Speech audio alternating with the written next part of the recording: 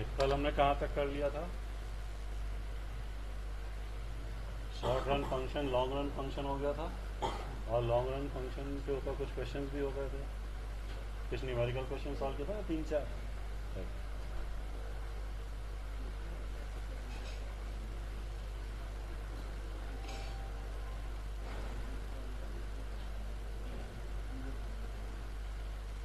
ये क्वेश्चंस हो गए थे, राइट?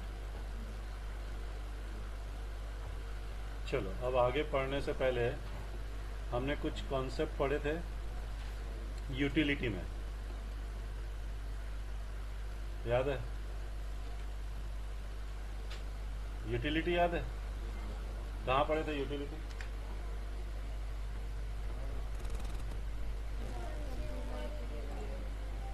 कंज्यूमर इक्विलिब्रियम में हमने ये यूटिलिटी पढ़ा था। तो यूटिलिटी में टोटल यूटिलिटी पढ़ा था, टीयू बोलते हैं मार्जिनल यूटिलिटी पढ़ा था, एमयू बोलते हैं, याद है कुछ? क्या होता है टोटल यूटिलिटी और क्या होता है मार्जिनल यूटिलिटी?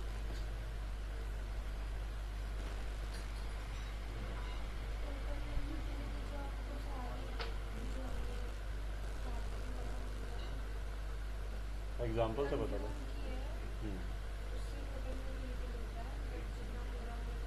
मतलब अगर हमने पाँच पीस कंज्यूम किया है किसी पर्टिकुलर प्रोडक्ट का, अच्छा, सबका टोटल हो गया total utility. What is marginal utility? जो हर एक से मिलता है उसको मार्जिनल यूटिलिटी। जो फर्स्ट से मिलेगा वो फर्स्ट का मार्जिनल यूटिलिटी, जो सेकंड से मिलेगा वो सेकंड का मार्जिनल यूटिलिटी, यही होता है, राइट? इसी के ऊपर हमने एक लॉ भी पढ़ा था। क्या नाम था लॉ का? क्या बोलता है law of diminishing marginal utility?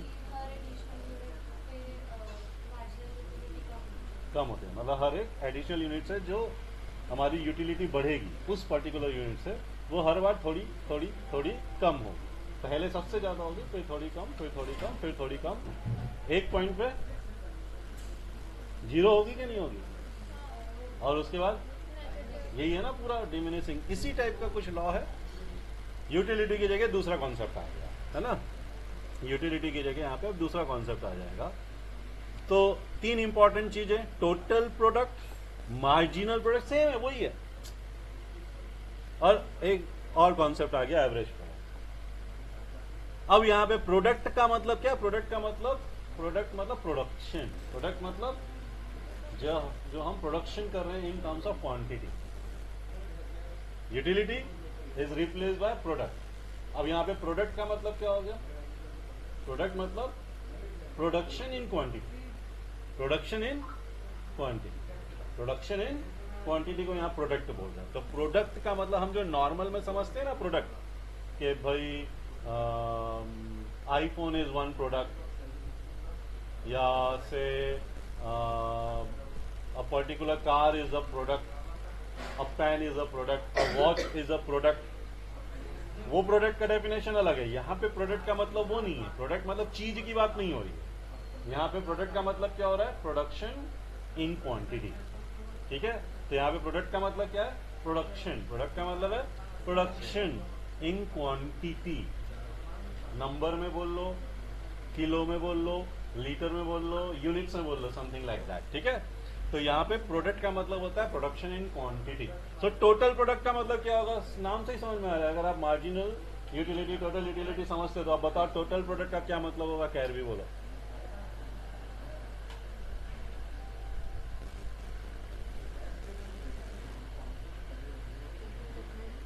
क्या समझ में आया टोटल प्रोडक्ट वर्ड से? Total quantity of product from using fix number of input, है ना? कुछ इनपुट करके हम टोटल कितना प्रोड्यूस कर सकते हैं, टोटल प्रोडक्शन कितना होगा, राइट?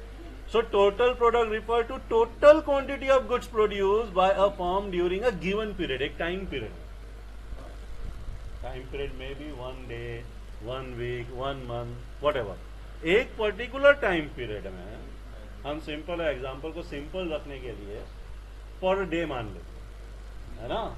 कि एक दिन में हम टोटल कितना क्वांटिटी प्रोड्यूस करते हैं with given input is known as total product, right? So total product refer to quantity. ये याद रखो, quantity कौन सा? total quantity. Remember, total product मतलब total quantity. Total quantity of goods produced by a firm during a given time period with number of input, with some number of input, which will increase with increase in input. या कुछ ना कुछ तो behaviour show करेगा ना. जैसे utility में क्या होता है, जैसे जैसे हम प्रोडक्ट बढ़ाते जाते हैं, जैसे एक कंज्यूम किया, फिर दूसरा कंज्यूम किया, तीसरा कंज्यूम किया, तो डिमिनिशिंग यूटिलिटी हमने पढ़ा, law of diminishing marginal utility हमने पढ़ा. तो ऐसे ही कुछ ना कुछ यहाँ पे भी इनपुट और आउटपुट का क्या होगा, कुछ ना कुछ रिलेशन होगा, कुछ ना कुछ लॉ होगा जो हम आगे पढ़ेंगे. बट वो पढ़ने से पहले हमको ये समझना है क्या, टोटल यूटिलिटी. तो टोटल यूटिलिटी या total product, not utility, sorry, total product मतलब the total quantity of production produced by a producer in a given period of time by a given number of input. इतने input से total एक दिन में या एक हफ्ते में या एक महीने में कितना प्रोड्यूस करेंगे, कितना क्वांटिटी प्रोड्यूस करेंगे, उसको बोलते हैं टोटल प्रोडक्ट. ठीक. अब सोचो मार्जिनल प्रोडक्ट क्या होगा.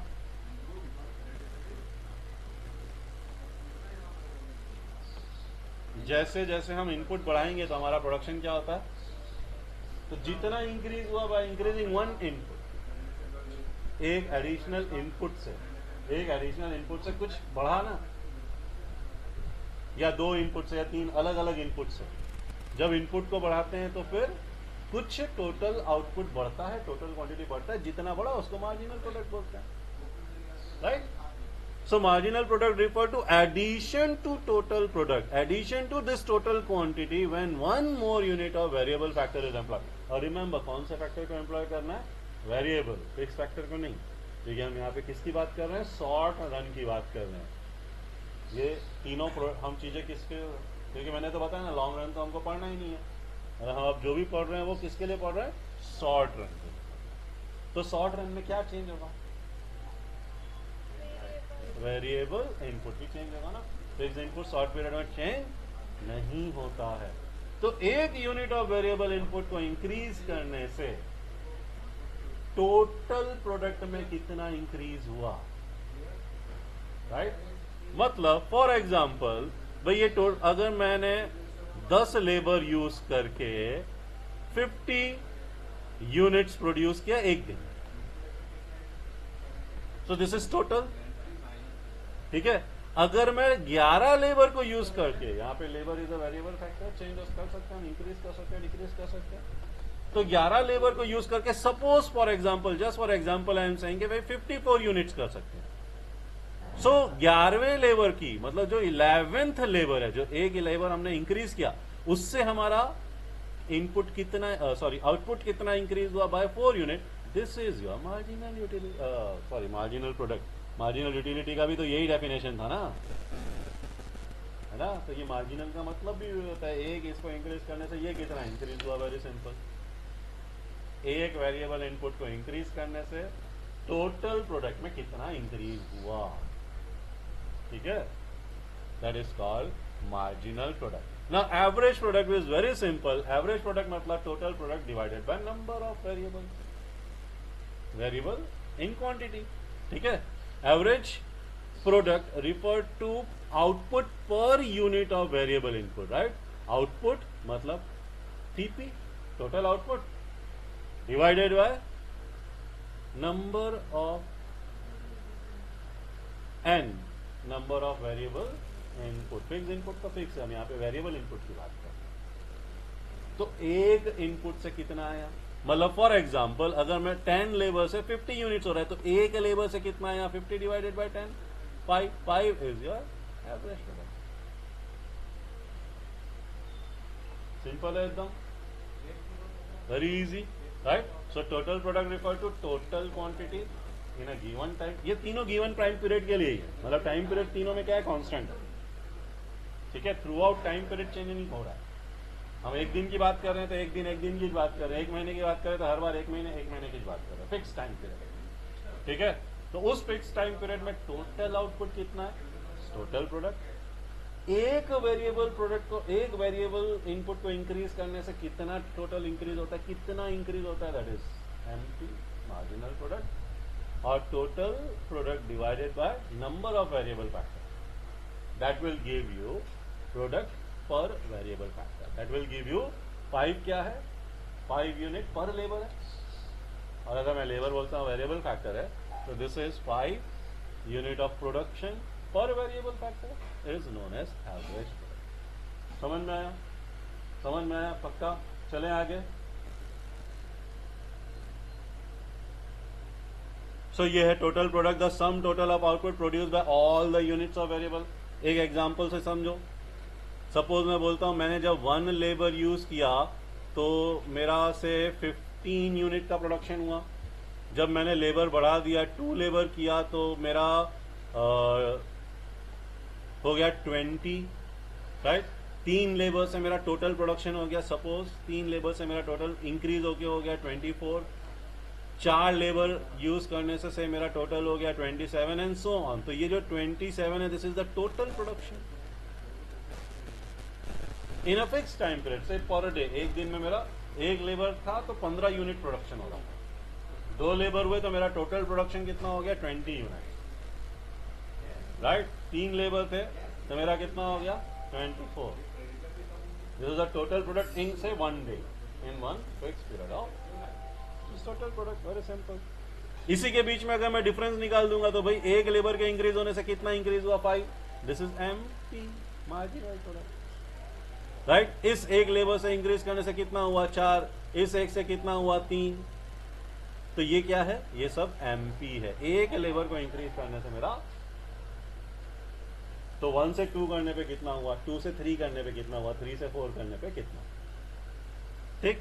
और अगर मैं इसी को, अगर मैं यहां पे ये 20 को डिवाइड कर दूं 2 से, तो आंसर आ गया 10, दिस इज एवरेज प्रोडक्ट। यहां 24 को मैं डिवाइड कर दूं 3 से, तो आंसर आया 8, this is average product. Very simple, ठीक। अच्छा, marginal product refers to change in TP when 1 more units of variable factor is used. तो इसके लिए ये फॉर्मूला हो सकता है ना, सेम फॉर्मूला हमने मार्जिनल यूटिलिटी में भी पढ़ा था, याद है, याद है। मार्जिनल यूटिलिटी में सेम फॉर्मूला था, marginal utility is equal to what, total utility N. मतलब अगर मुझे nth टर्म के लिए मार्जिनल यूटिलिटी निकालना है, so total utility of n minus total utility of n minus 1। इसी एग्जांपल में देख लो, अगर मुझे 4th के लिए निकालना है, अगर मुझे किसके लिए निकालना है, mu 4 के लिए निकालना है, मतलब ये यहां पे जब मैंने 3 से 4 किया, जब मैंने लेबर क्या किया, 3 से 4 किया, तो what is the marginal utility. So mu4 will be equal to tu4 minus tu3, ऊपर वाले को माइनस करना, हम जिसके लिए निकाल रहे हैं उसका टोटल यूटिलिटी माइनस ऊपर वाली यूटिलिटी, उसके पहले वाले की, ठीक है। अब मैंने यहाँ पे यूटिलिटी लिख दिया, यूटिलिटी की जगह आप रिप्लेस कर दो क्या, प्रोडक्ट से रिप्लेस कर दो, तो सेम फॉर्मूला हो जाएगा मार्जिनल प्रोडक्ट का। तो marginal product of N will be equal to TP N minus TP N minus 1। अगर मुझे 4 के लिए निकालना है तो MP4 is equal to TP4 minus TP3 हो जाएगा, उसके ऊपर वाला 4 के ऊपर 3, that is equal to what, 27 minus 24 which is equal to 3। यही तो हमने निकाला है ना ये। तो हमारा फॉर्मूला क्या आ गया, हमारा फॉर्मूला क्या आ गया, ये आ गया हमारा formula, right. Same example again ले लो, अगर suppose there are 4 labour, just for example take, there are 4 labour, और ये 4 लेबर से मिल करके पर डे में से 50 यूनिट्स का प्रोडक्शन करते हैं। और अगर मैं एक लेबर बढ़ा देता हूं तो क्या एक लेबर के बढ़ाने से प्रोडक्शन बढ़ेगा, सपोज बढ़ेगा, और से इट बिकेम से 57, राइट। मतलब मेरा जो टोटल प्रोडक्ट था विथ 4 लेबर कितना था, 50। जब एक लेबर बढ़ा, है ना, मतलब आप सिंपल वर्ड में बोलो तो by increasing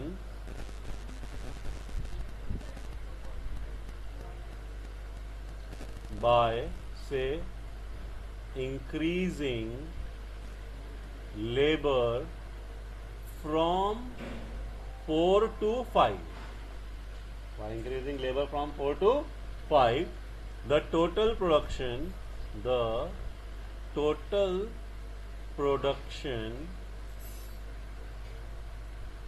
increased by 50 to 57 units.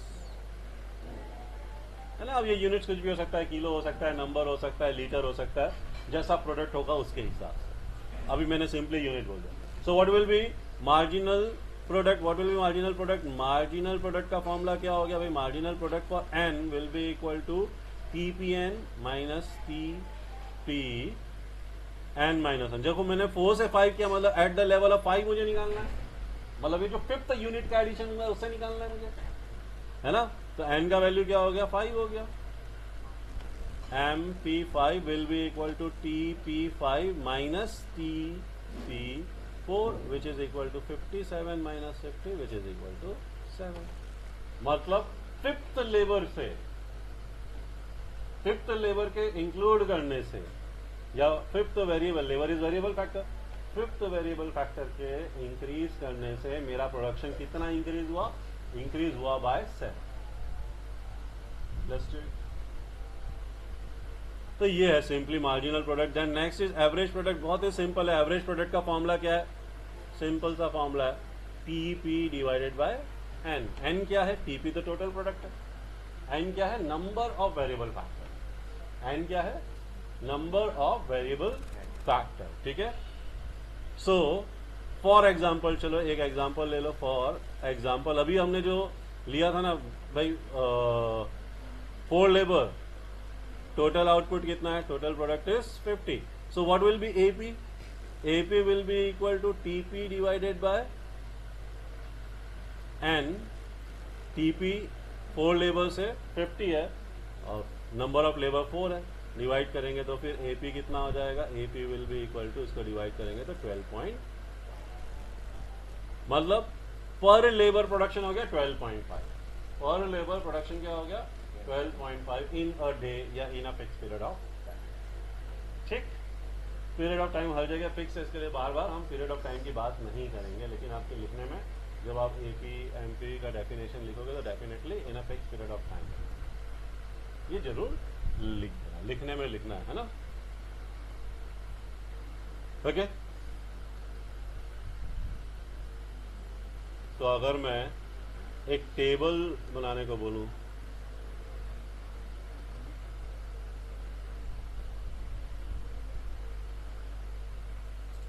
Right, अब आप ये बड़ी आसानी से बना पाओगे। यहां पे क्या दिया हुआ है?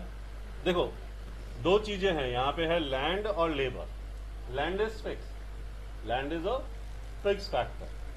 हम बात कर रहे हैं शॉर्ट, क्योंकि हम किसकी बात कर रहे हैं? रिटर्न। हम बात कर रहे हैं रिटर्न टू अ फैक्टर, मतलब हम किसकी बात कर रहे हैं? शॉर्ट रन की बात कर रहे हैं। शॉर्ट रन में फिक्स फैक्टर फिक्स ही रहता है। तो मेरा लैंड क्या है? फिक्स फैक्टर, हर बार 1 1 1 1 1 1 1 ही, राइट। क्या इंक्रीज हो रहा है? Variable factor which is labour. मान लो किसी चीज के प्रोडक्शन में 2 ही चीज की, मतलब समझो राइस का प्रोडक्शन करना है, 2 ही चीज की जरूरत है, जमीन की जरूरत है और लेबर की जरूरत है। लेबर वहां पे काम करेगा जमीन में और उससे अनाज मिलेगा, राइट। 2 ही चीज की तो जरूरत पड़ती है। Land is fix factor, labour is a variable factor. तो जब मैंने एक एकड़ के लैंड में मैंने जब एक लेबर यूज किया तो मेरा टोटल प्रोडक्शन कितना था? 6। जब मैंने 2 लेबर यूज किया तो मेरा प्रोडक्शन क्या हो गया? बढ़ गया। जब 3 यूज किया तो और बढ़ गया। कितना बढ़ा? देखो 6 के पहले कितना था? अगर मैं 0 लेबर होता तो डेफिनेटली यहां पे दिया नहीं है, बट 0 ही होता प्रोडक्शन। नहीं दिया तो ऊपर तो 0 ही होगा ना। तो जब मैंने 0 से 1 किया तो कितना इंक्रीज हुआ? 6 माइनस 0 बोल लो, विच इज इक्वल टू 6। जब मैंने एक लेबर बढ़ाया, मतलब 1 से 2 पे गया, तो 6 से कितना हो गया? 20। Total product increase from 6 to 20, तो कितना इंक्रीज हुआ? 14, मतलब 20 माइनस 6 हो गया ना, विच इज इक्वल टू 14। ये हो गया 48 minus 20 which is 28 and so on. 72 minus 28 क्या हो जाएगा? 24। देन 80 माइनस ये हो जाएगा 8, 4, 0 और यहां पे तो माइनस हो गया, negative, right. So MP is very simple. एक एडिशनल यूनिट से कितना इंक्रीज हुआ, जैसे हम एमयू निकालते थे बिल्कुल वैसे ही, टीयू से जैसे एमयू निकालते थे वैसे ही टीपी से एमपी। वो हम बाद में डिस्कस करते हैं, अभी वो हम बाद में डिस्कस करते हैं। This is how you have to find TP and MP और एपी, बस अभी हम वो डिस्कस कर रहे हैं। अब क्यों होता है, क्या होता है, ये इसके ऊपर लॉ है, जैसा डिमिनिशिंग मार्जिनल यूटिलिटी है, ठीक है ना, बिल्कुल वैसे ही लॉ है। अब एवरेज कैसे निकलेगा, average is very simple, total को आप नंबर ऑफ वेरिएबल फैक्टर से डिवाइड कर दो, है ना। तो अगर मैं टोटल को नंबर ऑफ वेरिएबल फैक्टर से डिवाइड करता हूं, मतलब 6 डिवाइडेड बाय 1 क्या हो जाएगा 6, देन 20 डिवाइडेड बाय 2 क्या हो जाएगा 10, 48 डिवाइडेड बाय 3 क्या हो जाएगा 16, देन 72 डिवाइडेड बाय 4 क्या हो जाएगा, सिंपल है, TP divided by N, where n is number of variable factor, total number of variable factor क्या हो जाएगा ये 18, then 80 divided by 5 क्या होगा 16, then 84 divided by 6 क्या होगा I think 14, then 84 divided by 7 12, then 78 divided by 8 I think 72 9.75 something like this, 9.75, ठीक। तो अगर मुझे एमपी दिया और अगर टीपी निकालना होता तो ऐड करते जाओ, जैसे यहां सब्सट्रैक्ट किया ना, आप क्या करते जाओ, तो this is nothing but cumulative frequency, पहले 6 आ गया, फिर 6 प्लस 14 20 आ गया, फिर 14 प्लस 28 क्या आ गया 48 आ गया, एंड सो ऑन। मतलब अगर मुझे एमपी दिया हुआ है तो मैं टीपी निकाल सकता हूं, और टीपी आ गया तो एपी भी निकाल सकता हूं। टीपी दिया है तो देखो एमपी और एपी कैसे निकालते हैं तो मैंने बता दिया। अगर मुझे एपी दिया है तो फिर निकाल सकते हैं क्या टीपी और एमपी। अगर एपी दिया है तो कैसे निकालेंगे, तुम बताओ क्या फॉर्मूला एपी का, एपी अपॉन ये एन उधर जाएगा तो क्या होगा, है ना, बहुत सिंपल है भाई। मैंने एपी कैसे निकाला, टीपी में से एन को डिवाइड किया ना तो एपी आया, डिवाइड करके एपी आया तो मल्टीप्लाई, एपी में मल्टीप्लाई करूंगा तो टीपी आएगा, समझ गए ना भाई। इसमें 1 डिवाइड करके 6 आया तो 1 मल्टीप्लाई करके आएगा ना, यहाँ 20 में 20 में 2 डिवाइड करके 10 आया तो 10 में 2 मल्टीप्लाई करके 20 आएगा, हाँ मैं। तो कभी क्वेश्चन दिया रहेगा ना, हाँ जल्दबाजी में हम क्या उल्टा सीधा कर देते हैं। ध्यान से पढ़ना कि टीपी दिया है, एमपी दिया है कि एपी दिया, और आपको बोलेंगे पूरा निकालो, मतलब टीपी दिया होगा एपी एमपी निकालने बोला गया होगा, या एमपी दिया होगा टीपी एपी निकालना है, या एपी दिया होगा टीपी एमपी निकालना, ठीक है। जल्दबाजी में क्या होता है, दिया हुआ एपी है लेकिन हमने पढ़ा नहीं और हमने वो टीपी लिख करके सॉल्व कर दिया। तो ध्यान से पढ़ना, सॉल्व करना, आगे 1-2 क्वेश्चन हम सॉल्व करेंगे, but before that we will discuss this, क्या जो हमारा लॉ है, बिल्कुल उसी टाइप का ही लॉ है।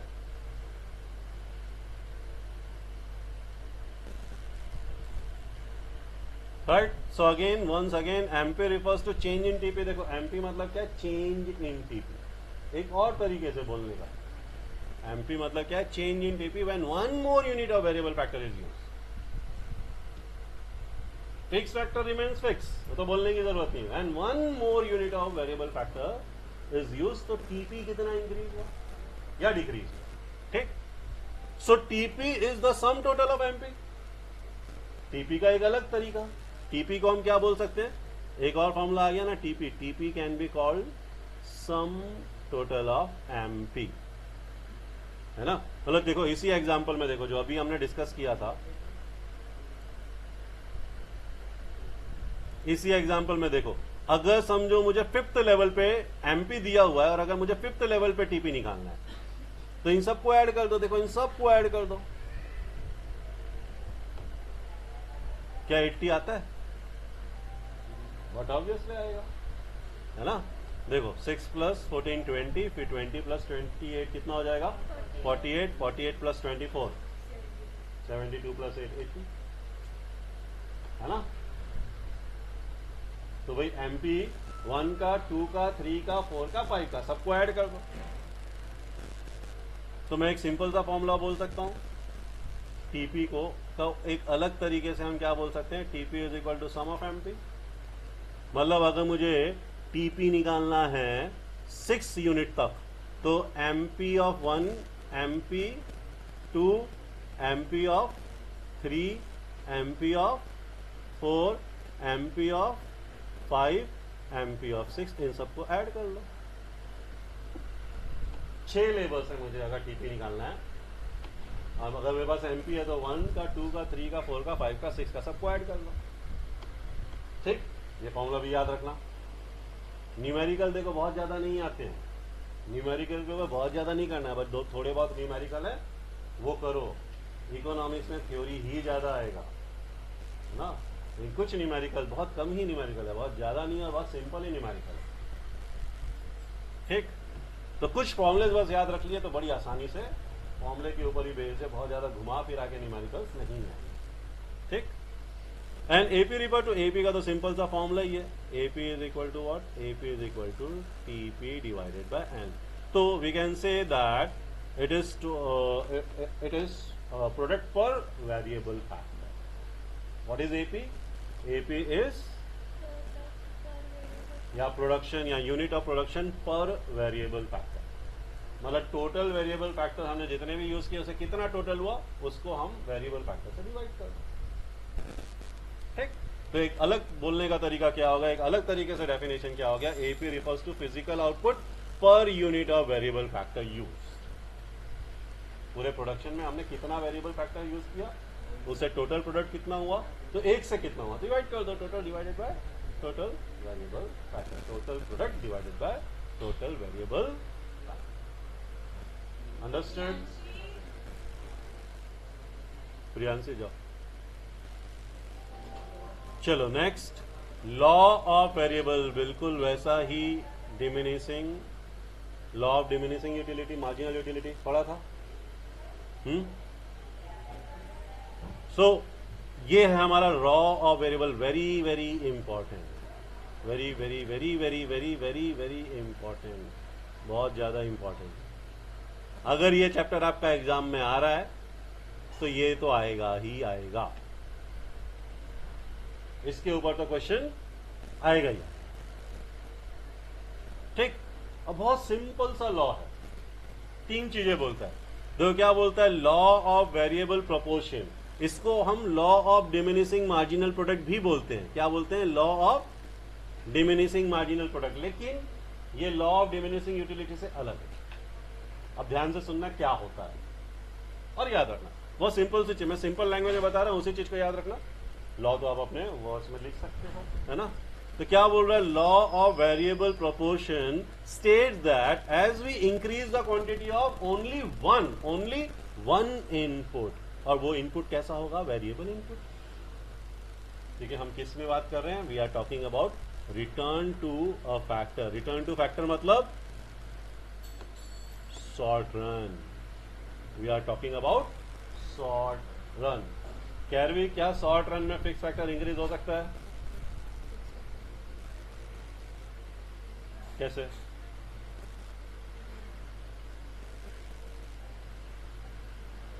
जी आप बताओ। नहीं हो सकता है, तो क्या इंक्रीज हो सकता है?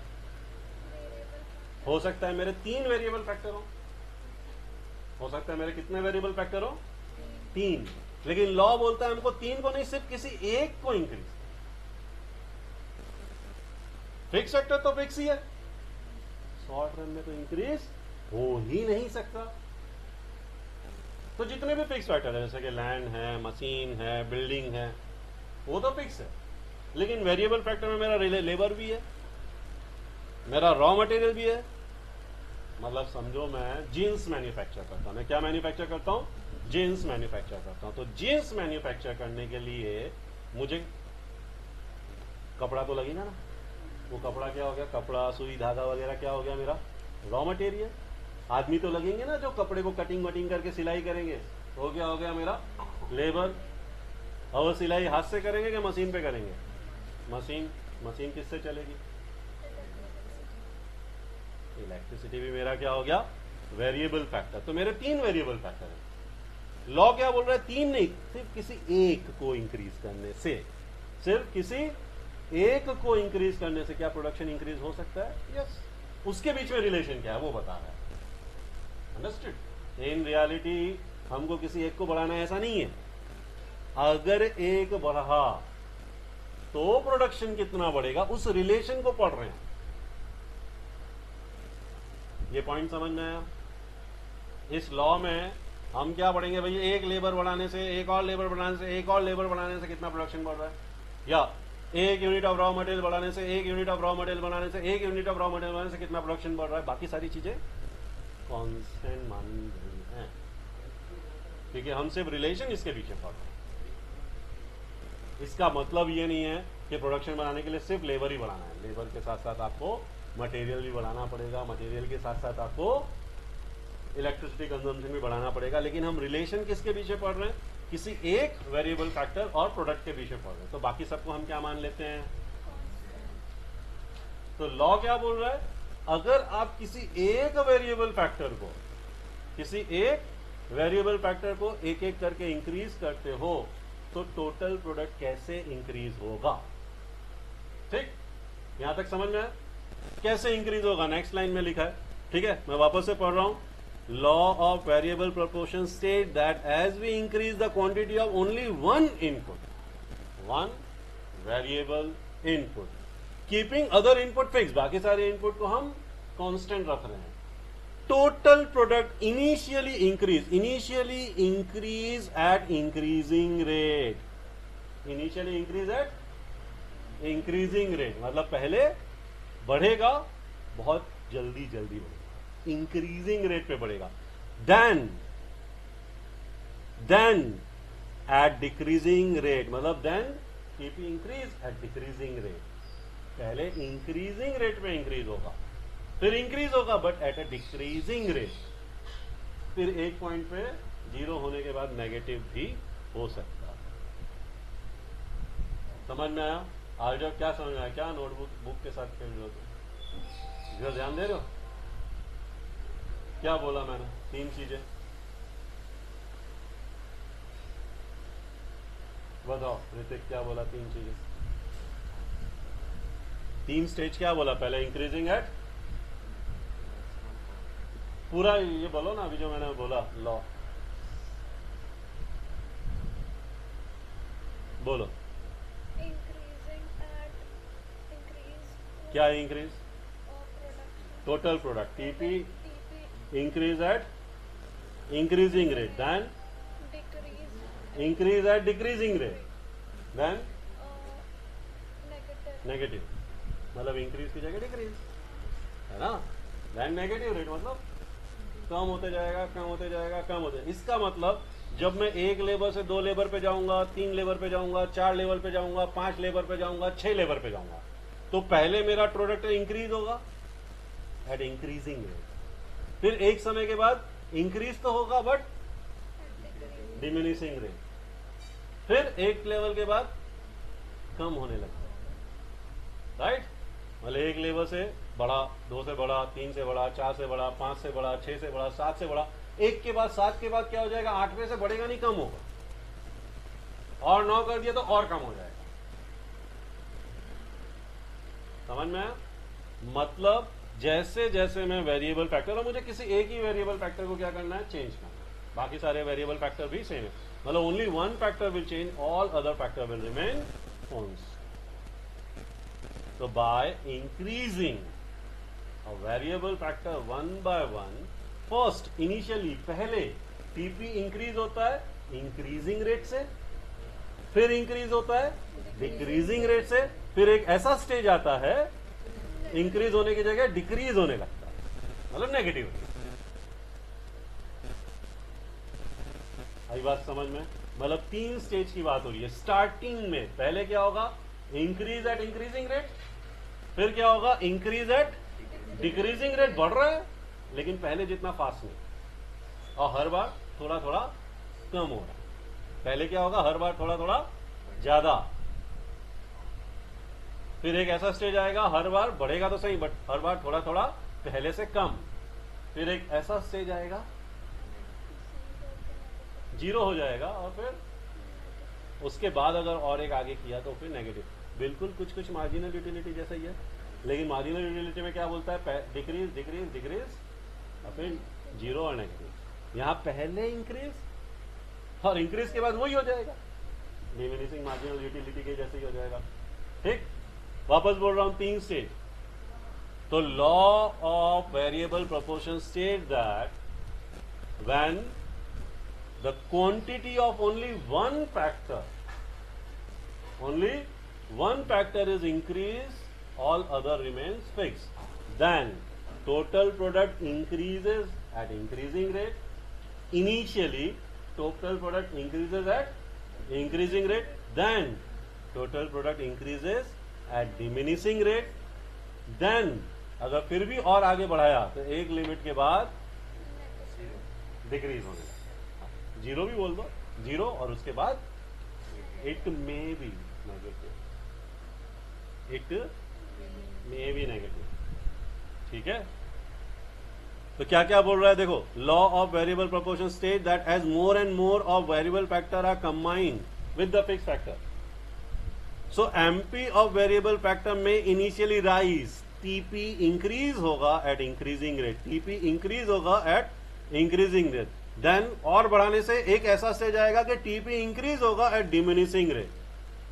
देन और आगे बढ़ाने के बाद एक ऐसा स्टेज आएगा जहां जीरो हो जाएगा, मतलब इंक्रीज जीरो हो जाएगा, एमपी जीरो हो जाएगा। इंक्रीज मतलब एमपी हुआ ना, इंक्रीज मतलब एमपी हुआ ना, और इवन एमपी में बिकम नेगेटिव, मतलब नेगेटिव होगा तो TP will start decreasing. Same जो अभी हमने एग्जांपल में डिस्कस किया, देखो क्या हुआ, अब भी जो मैंने एग्जांपल सॉल्व करवाया था, पहले क्या हुआ देखो, इनिशियली स्टार्टिंग में क्या हुआ, ये 3 स्टेज है ना, ये पहला स्टेज है। देखो पहले 0 से 6 हुआ, फिर 6 से कितना हुआ, है ना, मतलब पहले 6 इंक्रीज हुआ, और एक बढ़ाने से 14 इंक्रीज हुआ, और एक बढ़ाने से 28 इंक्रीज हुआ, मतलब हर बार बढ़ रहा है, मतलब इंक्रीज एट इंक्रीजिंग रेट। फिर उसके बाद 28 से क्या हो गया, 24 हो गया। अब डिक्रीज इंक्रीज हो रहा है बट एट देख ही रहे हो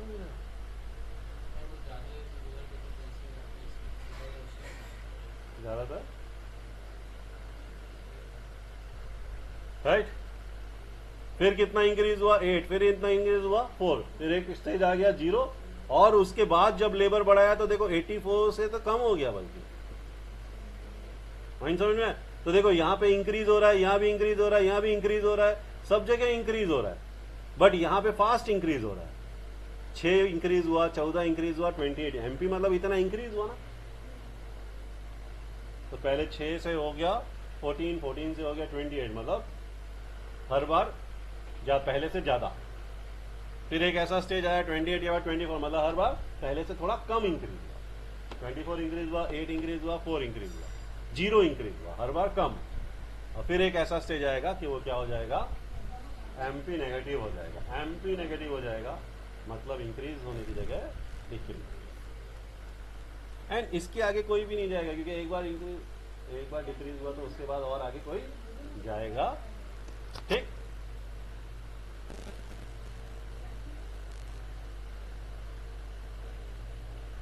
क्या ये समझ में आया पॉइंट? फिर से बता रहा हूं क्या होगा। जो हम रेट की बात कर रहे हैं, रेट मतलब एमपी, रेट का मतलब क्या होता है, एमपी, मतलब एमपी जो है वो पहले इंक्रीज होगा तो टीपी इंक्रीज हो रहा है, बाद में एमपी डिक्रीज होगा, लेकिन टीपी तो इंक्रीज ही हो रहा है ना। फिर एक ऐसा स्टेज आएगा जब एमपी 0 हो जाएगा, फिर नेगेटिव होगा, जब एमपी नेगेटिव होगा तब टीपी कम होगा। समझ में? तो पहले एमपी क्या था, 6 था, 14 हुआ, 28 हुआ, इंक्रीज हुआ, फिर 28 से 24 हुआ, 8 हुआ, 4 हुआ, डिक्रीज हुआ, बट इन सारे पॉइंट में टीपी तो इंक्रीज ही हो रहा है। लेकिन जब एमपी नेगेटिव होगा तब टीपी डिक्रीज। मतलब इंक्रीज का मतलब क्या होता है, जैसे प्लेन चढ़ता है ना ऐसा ऊपर, वो इंक्रीज होता है। अगर इंजन प्लेन का बंद हो गया तो ऐसा ग्राफ होता है। जब ग्राफ बढ़ रहा है बढ़ रहा है बढ़ रहा है बढ़ रहा है बढ़ रहा है बढ़ रहा है बढ़ रहा है ऐसा। और तो जब पहले बढ़ेगा तो इंक्रीजिंग रेट से बढ़ेगा, इनिशियल स्टार्टिंग में इंक्रीजिंग रेट से बढ़ेगा, बाद में डिक्रीजिंग रेट से बढ़ेगा, एक पॉइंट पे जीरो हो जाएगा इंक्रीज, और फिर उसके बाद और आगे और ज्यादा लेबर बढ़ाने से और ज्यादा वेरिएबल फैक्टर बढ़ाने से नेगेटिव होगा। ठीक, चलो इसी को एक एग्जांपल से समझो, एक इंटरेस्टिंग एग्जांपल। ये ऐसा क्यों होता है ये तो हम बाद में डिस्कस करेंगे, but let us understand with an example. Suppose भाई ये शी इज अ मदर, तो एक बच्चा है, एक चाइल्ड है, she is a mother and she is cooking food, right. अब बच्चे के लिए खाना बना रही है। अब मम्मी के हाथ का खाना तो अच्छा होता ही है डेफिनेटली। तो ये खाना कैसा बना, सुपर्ब बना, राइट। मम्मी खाना बना रही है, बच्चे को खाना कैसा लग रहा है, सुपर लग रहा है। मम्मी को खाना मतलब मम्मी के हाथ का खाना बच्चे को हमेशा क्या लगता है, सुपर ही लगता है ना। अभी समझो मम्मी के साथ नेक्स्ट डे चाची भी आ गई, राइट। ये कौन है, बच्चे की मम्मी है।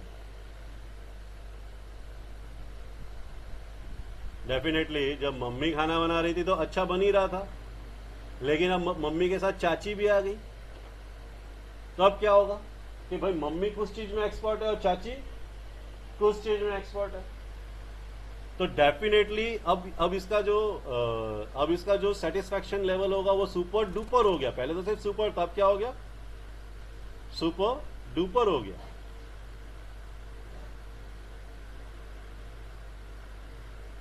राइट।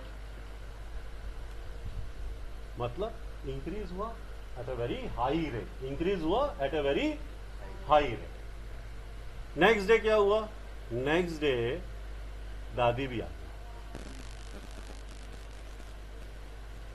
ये दादी तो बच्चों की दादी है ना, इन दोनों की तो कौन है, सास है। तो इनको तो टोका टाकी करी, अरे प्याज छोटा छोटा काटो, ठीक से नहीं काटा, अरे नमक कम डाल दिया, ठीक से करो, ध्यान से करो।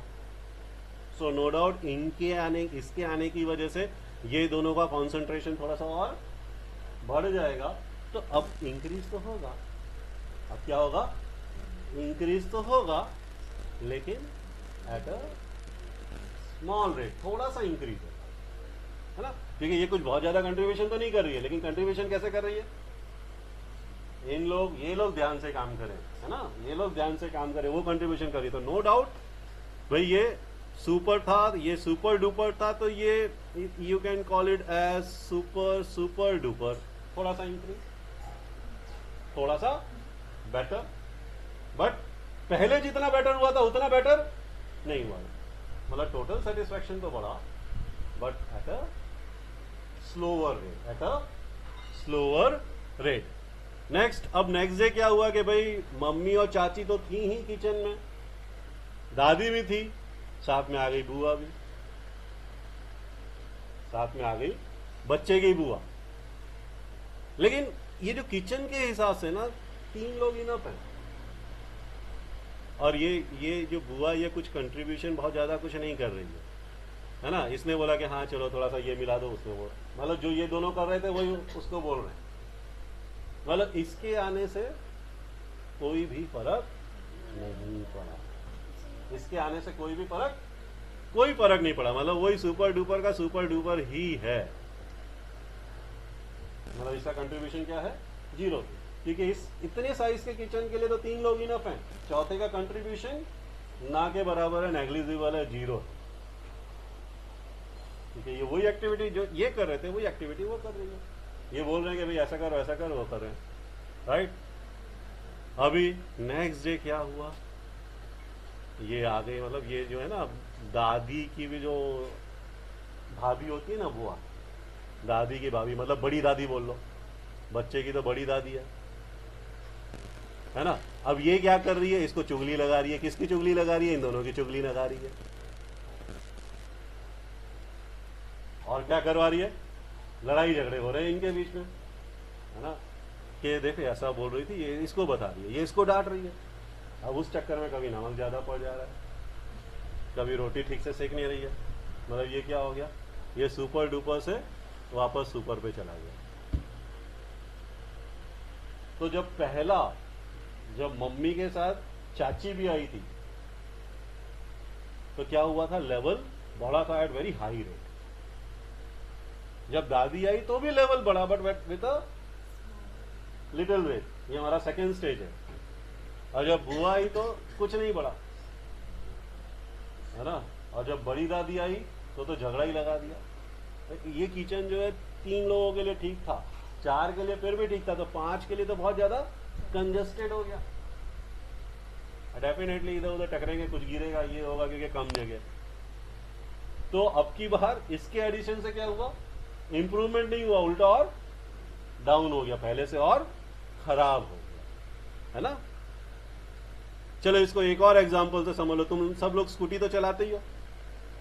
समझो तुमने स्कूटी स्टार्ट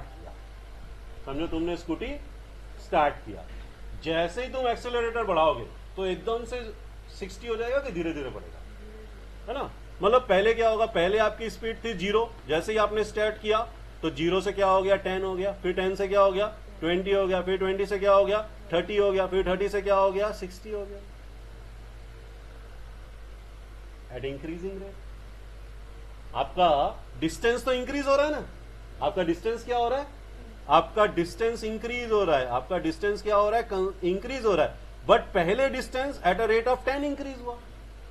फिर दूसरा मतलब पहले समझ लो, पहला 100 मीटर 10 की स्पीड से, दूसरा 100 मीटर 20 की स्पीड से बढ़ा, मतलब जल्दी पहुंच गया। और तीसरा 100 और जल्दी क्योंकि 30 की स्पीड से बढ़ा। चौथा 100 60 की स्पीड से बढ़ा। हर बार आपका डिस्टेंस तो इंक्रीज ही हो रहा है, आपका डिस्टेंस तो इंक्रीज ही हो रहा है at an increasing rate. This is your stage 1।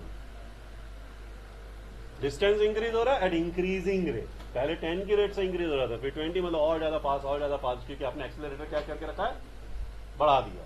अब 60 पहुंच गया। अब 60 पहुंचने के बाद समझो एक्सेलरेटर छोड़ दो तो क्या होगा, 60 से 70 से 80 होगा क्या, लेकिन गाड़ी आगे बढ़ी, गाड़ी तो आगे बढ़ेगी ना। डिस्टेंस तो आपका इंक्रीज